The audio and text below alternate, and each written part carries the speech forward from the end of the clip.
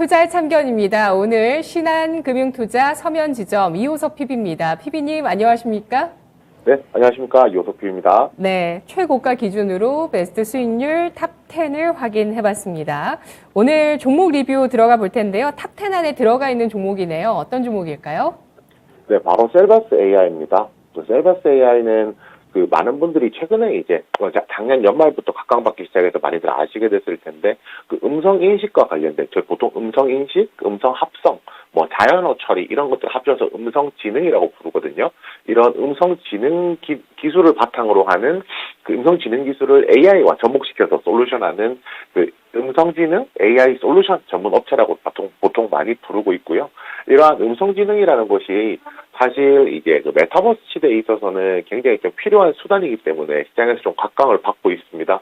예를 들어서 메타버스 공간에서 저희가 대화를 해야 된다라고 했을 때 지금처럼 음성으로 대화하는 것이 아니라 지금은 키보드라든지 버튼을 터치하는 수준에서 이제 소통이 가능하다라고 하면 앞으로 메타버스 공간이라는 것이 새로운 가상세계이기 때문에 그 공간 안에서 실제로 이제 대화를 하고 소통할 수 있는 것이 굉장히 중요하고 그런 것들을 음성을 통해서 이제 전달할 수 있는 것이 굉장히 좀 중요한 포인트가 될 것이고요.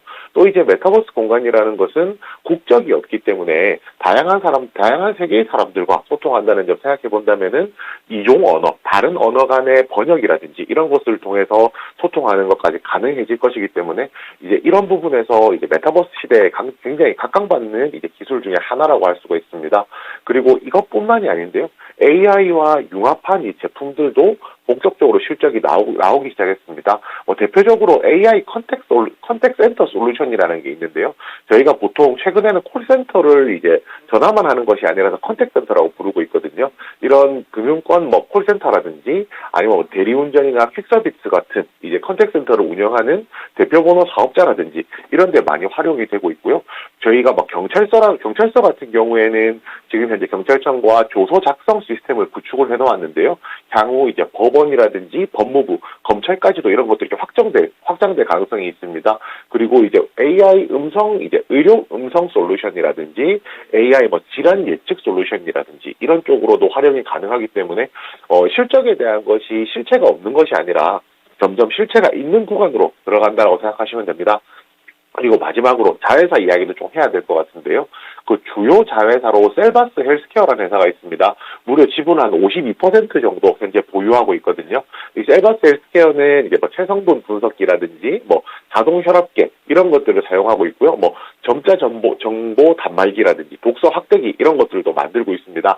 아직까지 실질적으로 실적이 잘 나온다든지 그런 부분은 아닌데요. 올해부터 주문량이 많아지고 생산량이 늘어나면서 규모의 경제를 조금 실현할 것이라고 생각하고요. 규모의 경제가 실현이 된다는 것은 실적 측면에서 이제 매출이 늘어나는 것뿐만 아니라 비용이 줄어들면서 영업이익도 같이 늘어날 수 있다는 말이기 때문에 앞으로 이제 셀바스 AI의 실적에 조금 더 이제 도움이 되는 그런 자회사가 될 것이라고 기대하고 있습니다. 네. 셀바스 그룹주라고 볼 수 있겠네요. 셀바스 AI, 셀바스 헬스케어 실적 추이를 보시면 지난해 흑자 전환했습니다. 전년까지 적자를 기록했었고 셀바스 AI 같은 경우는 4년 만에 지난해 흑자 전환이라고 보실 수가 있는데요. 두 종목 모두 1,000억 원 내외 소형주입니다. 실적 개선 추이 주목을 하고 있고요. 일단 1차적인 목표가 도달을 한 모습 이후에 2차 목표가가 15,000원이었습니다. 최고가가 14,000원 부근까지였고요. 셀바스 AI 이 시점에 다시 한번 주의 깊게 보자는 투자 의견 확인해봤습니다. 구체적으로 이후의 가격 전략은 좀 더 또 향후 살펴보겠습니다. 일단 2차 목표가 15,000원 제시했었던 종목이라는 점 체크를 해보시죠. 이어서 이슈의 참견 들어가 보겠습니다. 바이든 행정명령 서명 1주년 주목해볼 업종은 지난해 2월 바이든 대통령 취임 직후에 이 행정명령을 통해서 4대 긴급 산업 그리고 6대 주요 산업에 대한 공급망 현황 조사와 해결 방안에 대해서 보고하라는 내용이 나왔습니다. 이후에 6월에 반도체와 2차 전지, 히토류, 바이오에 대해서 바이든 대통령에게 미국의 서플라이 체인 현황을 보고하는 이슈가 있었는데요. 이 업종들이 경제 안보에 직결되는 전략적인 문자라는 점이 뭐 전 세계적으로 지난해 부각이 됐었던 상황이었고요. 그리고 미국 차원에서는 중국의 의존도를 줄이기 위한 대책이 필요한 그런 사안이었습니다. 이제 바이든 행정명령 서명이 1주년으로 다가오고 있는데요. 2월 24일입니다. 이후의 변화들을 좀 살펴보면서 수혜 업종을 좀 알아볼게요. 뭐가 있을까요? 네, 그렇습니다. 방금 앵커님께서 깔끔하게 정리를 잘 해주셨는데요. 작년이었습니다. 2021년 2월 24일에 바이든 대통령이 행정명령 14,017호를 이제 서명을 했고요. 그것을 하고 나서 구체적인 내용은 앞서서 말씀해 주신 대로 4대 산업에 대해서 이제 서플라이 체인을 좀 검토한다는 그런 내용이었습니다. 그래서 이제 행정명령이 서명되고 나서 2021년 작년 6월에 백악관에서 반도체, 2차 전지, 히토류, 바이오에 대해서 이제 바이든 대통령에게 리뷰를 했었거든요. 그리고 이제 올해 2월 24일이 되겠죠. 행정명령 서명 1주년이 됩니다.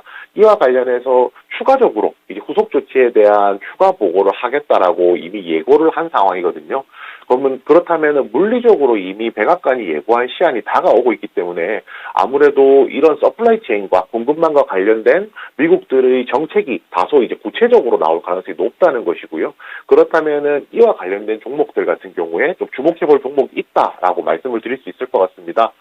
지난 이제 2월 7일에 미국 상무부가 이제 33개 업체를 이제 33개 기업을 꼽았거든요. 이 기업이 뭐냐면 증명할 수 없는 업체라고 이제 명명을 했습니다. 말 그대로 증명이 되지 않는 업체라는 건데요. 가장 대표적으로 언급이 된 것이 중국의 우시바이오였습니다. 우시바이오를 포함한 33개 업체가 나오게 되었는데 우시바이오가 이제 증명할 수 없는 업체에 포함이 되게 되면서 경쟁업체로서 삼성바이오로직스가 시장에서 반짝 주목받는 모습도 보여주었었거든요. 결국은 이제 여기에 포함되는 업체가 있으면 당연히 경쟁업체들은 반사 이익을 얻기 때문에 그에 따른 수혜가 있을 것이라고 좀 예상을 할 수 있다는 것이고요. 여기서 이제 중요한 것은 미국 상무부가 내놓은 이제 33개 업체 중에서 지금 바이오가 시장에서 가장 빨리 주목받긴 했지만 그것보다도 테크 기업, 그중에서도 레이저라든지 광학 관련된 기업들이 조금 더 많다는 겁니다. 총 33개 업체 중에서 14개 되는 기업이 레이저와 광학 관련된 기업이거든요. 그럼 아무래도 비중이 거의 절반 가까이 되니까 이 업종들에 대해서 조금 더 주목해볼 필요가 있다라고 생각을 하는데요. 아무래도 미국하고 중국이 이제 그동안 갈등을 겪었던 것은 사실 한두 해 있었던 일은 아닙니다.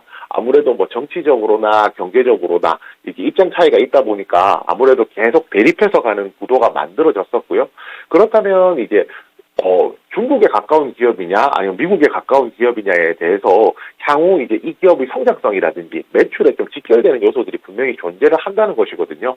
그런데 화웨이 사태를 보셔서 많은 분들이 아시겠지만 중국의 주 이제 공급망을 납품을 하고 있는 업체들 같은 경우에는 미국의 규제를 통해서 실제로 지난 몇 년 동안 재미를 못 봤다는 것도 충분히 아실 거라고 생각을 합니다.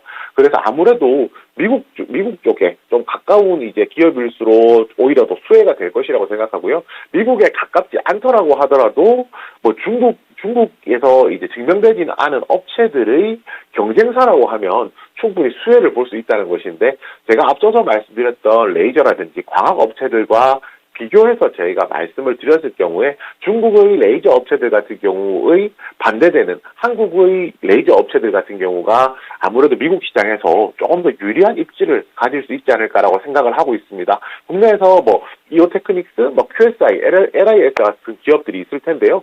이런 레이저 관련된 상장 업체들에 대해서 조금 주목하실 필요가 있다라고 생각합니다. 네, 알겠습니다. 탑픽까지 꼽아 주셨네요. 바이든 대통령의 행정서명 1주년 다가오는 가운데 최근에 우시바이오 관련한 이슈 주목해 주셨습니다. 그날 삼성바이오로직스가 장중에 10%까지 이 대형주가 급등하는 모습을 보이기도 했었는데 미국 상무부가 중국 기관 33곳에 대해서 수출입 미검증 목록을 추가한다라는 그 이슈였습니다.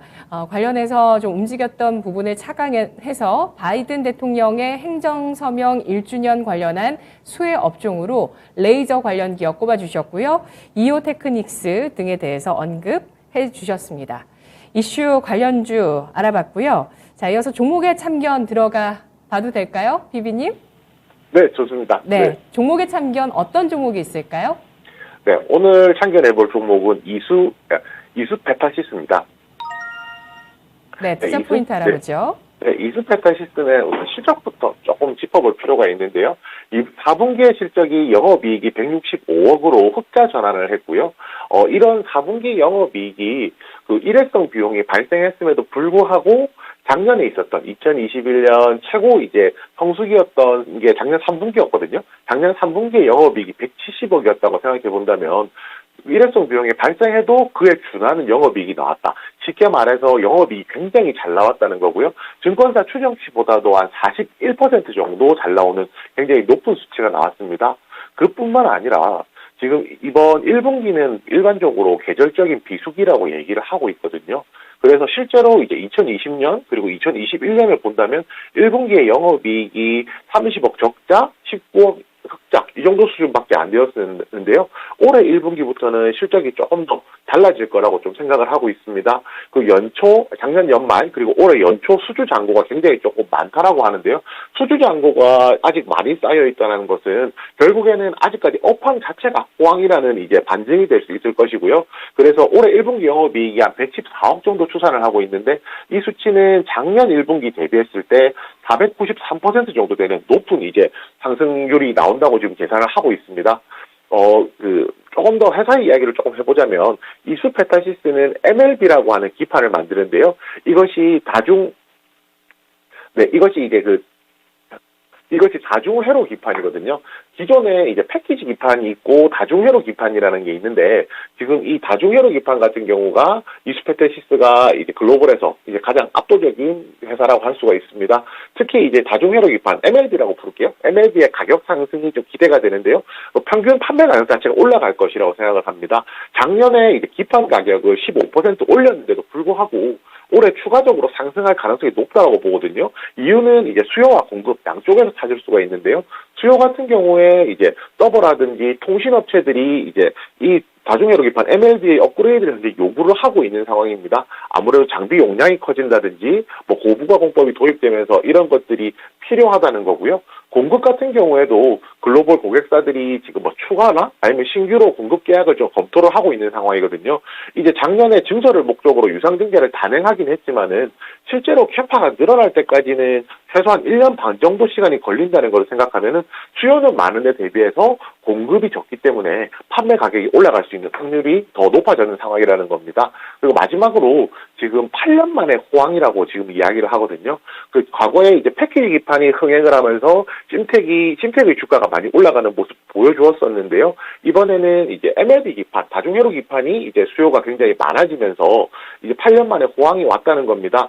뭐 8년 만에 호황이 왔다면 짧은 기간 내에 이것들이 끝나는 것은 아닐 것이기 때문에 아마 올해 그리고 내년까지도 실적이 지속적으로 올라갈 것이라고 좀 기대를 하고 있거든요. 그래서 이수페타시스는 뭐 단기적으로 보더라도 충분히 좋은 회사지만은 조금 더 긴 관점에서 보면 꾸준하게 실적 수치를 찍어줄 수 있는 기업이기 때문에 지속적으로 우상할 기업 중에 하나라고 생각합니다. 네. 그리고 가격 전략도 이어서 바로 말씀드릴게요. 네, 가격 전략은 지금 최근에 어제 오늘 좀 가격이 좀 떨어졌거든요. 조정 나오는 시점에서 충분히 매수가 가능하고요. 매수가는 현재가, 목표가는 전고점이 한 7,500원 부근인데 아마 그 부분까지 올라가는 것이 다소 이제 시차가 걸릴 것이기 때문에 조금 낮추어서 목표가는 7,200원, 손절가는 이제 최근 있었던 11월 11일 날 상승했던 상승분을 전부 반납하는 가격인 5,400원으로 정했습니다. 네, 알겠습니다. 오늘 말씀해 주신 종목들 크게 세 가지인데 이 세 가지 종목들이 공통점이 있습니다. 실적이 연간 기준으로 성장을 해나가는 실적들이라고 보실 수가 있고요. 실적 보시면은 좀 눈에 띄고 있습니다. 이수페타시스 같은 경우는 지난해 10월부터 시장이 어려웠을 때 꾸준하게 상승한 이후에 12월 고점 이후 박스권을 형성하고 있는 종목이고요. 기판 관련주 가운데서 다중회로 기판에 세계적인 기술력이 있다고 말씀해 주셨는데요. 그래서 그런지 사실 PER은 좀 높게 거래가 되고 있습니다. 오늘 전략 잘 들었습니다. 고맙습니다. 네, 감사합니다. 네. 투자의 참견이었습니다.